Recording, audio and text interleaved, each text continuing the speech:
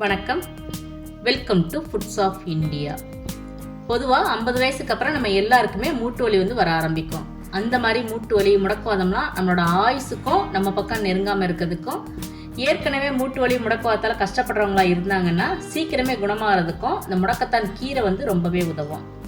முடக்கத்தான் கீரை வச்சு நம்மளோட சேனலில் ஏற்கனவே கீரை பொரியல், அப்புறம் ரசம், இது எல்லாமே எப்படி செய்யறதுன்னு வீடியோ போட்டிருக்கோம். அந்த வீடியோட லிங்க் கீழே டிஸ்கிரிப்ஷனில் இருக்குது.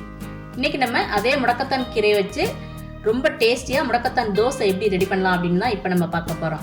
அதுக்கு நான் நம்ம டெரஸ் கார்டனில் இருந்து ஃப்ரெஷ்ஷாக தேவையான அளவு முடக்கத்தான் கீரை இந்த மாதிரி பறித்து எடுத்து வச்சுருக்கேன். இப்போ இந்த கீரை அந்த தண்டில் இருந்து இலையை மட்டும் தனியாக இந்த மாதிரி பிரித்து அதை 2 மணி நேரம் தண்ணியில் நல்லா கழுவி எடுத்து வச்சுக்கலாம். இந்த தோசைக்கு கீரை அளவெல்லாம் கிடையாது, நம்மளோட விருப்பம் தான், எவ்வளோ வேணாலும் சேர்த்துக்கலாம். கீரை கொஞ்சம் அதிகமாக சேர்த்தோம்னா தோசை இன்னும் ரொம்ப சாஃப்டாக பஞ்சு மாதிரி இருக்கும். சுத்தம் பண்ணி கழுவி எடுத்து வச்சிருக்க கீரை 2 கைப்பிடி அளவுக்கு இருக்கு. கீரையை அப்படியே அரைச்சி மாவுல கலந்து நம்ம தோசை சுடுறத விட இந்த மெத்தட்ல நீங்க தோசை செஞ்சு பாருங்க. தோசை கொஞ்சம் கூட கசப்பு தன்மையும் இருக்காது, ரொம்ப டேஸ்டாவும் சாஃப்டாவும் இருக்கும். இப்போ அதுக்கு நான் ஒரு கடாயில் 1 டீஸ்பூன் அளவுக்கு நல்லெண்ணெய் சேர்த்துருக்கேன். இப்போ அதில் எண்ணெய் சூடானதுக்கு அப்புறம் 7 சின்ன வெங்காயம், 5 பல் பூண்டு, 2 பச்சை மிளகாய், 30 செகண்ட்ஸ் இது எல்லாம் நல்லா வதங்கினதுக்கு அப்புறம் நான் 1 டீஸ்பூன் ஜீரகம், 1 டீஸ்பூன் மிளகு சேர்த்துருக்கேன். இப்போ இதையும் ஒரு 30 செகண்ட்ஸ் எண்ணெயில் நல்லா வதக்கிட்டேன். அதுக்கப்புறம் கழுவி எடுத்து வச்சிருக்கேன் இந்த முடக்கத்தான் கீரையை சேர்த்துக்கிறேன். முடக்கத்தான் கீரை சேர்க்கும் போது அதில் தண்ணி இல்லாமல் நம்ம சேர்த்துக்கணும். முடக்கத்தான் கீரை எண்ணெயில் அதிக நேரம் வதக்கிட்டோம்னா அந்த கீரையோட கலர் மாறி போயிடும். அதனால கீரை நல்லா சுருண்டு வர்ற வரைக்கும் நம்ம வதக்கினா போதும். பாருங்க, இந்த மாதிரி சுருண்டு வந்ததுக்கப்புறம் இப்போ இந்த கீரைக்கு தேவையான உப்பு சேர்த்துக்கணும். ஏற்கனவே நம்ம தோசை மாவுக்கு உப்பு சேர்த்துருப்போம், அதனால இந்த கீரைக்கு உள்ள அளவுக்கு உப்பு சேர்த்தா போதும். இப்போ இதெல்லாம் சேர்த்ததுக்கப்புறம் அடுப்பை ஆஃப் பண்ணிட்டு இதை நல்லா ஆற விட்டுக்கணும்.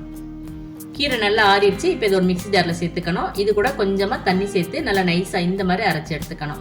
இப்போ அரைச்சி வச்சிருக்க அந்த கீரையை தனியாக ஒரு பவுலில் மாற்றி எடுத்து வச்சுக்கலாம். அரைச்ச கீரை எல்லாத்தையுமே நம்ம உடனே மாவில் கலக்கணுங்கிற தேவை கிடையாது, நம்ம தேவைக்கேற்ப கொஞ்சம் கொஞ்சமாக கலந்துக்கலாம். நான் 2 கப் அளவுக்கு தோசை மாவு எடுத்து வச்சுருக்கேன். இப்போ இந்த மாவில் நான் தேவையான அளவு இந்த முடக்கத்தான் கீரை சேர்த்துக்கிறேன். சேர்த்து தண்ணி தேவைப்பட்டால் கொஞ்சமாக நம்ம தண்ணி சேர்த்து இதை நல்லா கலந்து விட்டுக்கணும். உளுந்து மாதிரியே தான் இந்த முடக்கத்தான் கீரைக்கு வழுவழுப்பு தன்மை அதிகமாக இருக்கும். அதனால நம்ம தோசைக்கு மாவு அரைக்கும் போது இந்த கீரையை சேர்த்து அரைக்கிறோம்னா உளுந்தோட அளவை கொஞ்சம் குறைச்சி கூட சேர்த்துக்கலாம். தோசை நல்லா சாஃப்டாக தான் இருக்கும். நம்ம இப்போ தோசை மாவில் தான் கலக்கிறோம், அதனால நான் தேவையான அளவு இந்த முடக்கத்தான் கீரை இப்போ இதில் சேர்த்துக்கிறேன். பாருங்க, இந்த மாதிரி தோசை மாவு தான் வந்ததுக்கப்புறம் இப்போ நம்ம தோசை சுட ஆரம்பிச்சிடலாம். இப்போ கல் நல்லா சூடானதுக்கப்புறம் இப்போ இந்த மாதிரி கொஞ்சமாக எண்ணெய் தடவிட்டு வழக்கமாக நம்ம தோசை சுடுற மாதிரி தோசை சுட ஆரம்பிச்சிடலாம். நம்ம மூடி போட்டும் தோசை சுடலாம், அல்லது மூடி போடாமையும் நம்ம தோசை சுடலாம், அது நம்மளோட விருப்பம் தான். அடுப்பு மீடியம் ஃப்ளேமில் வச்சுக்கலாம். கொஞ்சமாக சுற்றி இந்த மாதிரி எண்ணெய் நல்லா சேர்த்ததுக்கப்புறம் ஒரு மூடி போட்டு மூடி இப்போ நான் தோசை சுட ஆரம்பிச்சிருக்கேன். பாருங்கள், நம்மளோட தோசை எந்த அளவுக்கு அட்ராக்டிவாக நல்ல கலர்ஃபுல்லாக இருக்குது அப்படின்னு. அதே மாதிரி பார்க்கையிலே உங்களுக்கு தெரியும், ரொம்ப சாஃப்டாகவும் இருக்குது.